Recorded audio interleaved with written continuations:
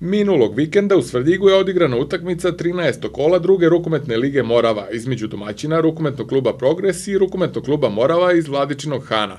Utakmica je do 15. minuta prvog poluvremena bila prilično uravnotežena, ali je domaćin do kraja poluvremena stekao 6 golova prednosti, pa su rukometaši Progresa na odmor otišli rasterećeni rezultatom 19:3. U drugom poluvremenu se bodovna razlika uvećala, jer je kod gostiju pao moral, što se može i razumeti kada se ima u vidu da su igrali sa budućim prvoligašima. Veliki doprinos pobedi svakako je dao mladi krilni igrač Progresa Nikola Pavlović sa 7 postignutih pogodaka. Utakmica je završena rezultatom 41:25 i ovom pobedom rukometni klub Progres je sa 18 bodova na prvo mesto na tabeli, a 4 boda manje i drugo mesto zauzima ekipa Radan iz Lebana. Za njima slede rukometni klub Pirot i rukometni klub Dubočica.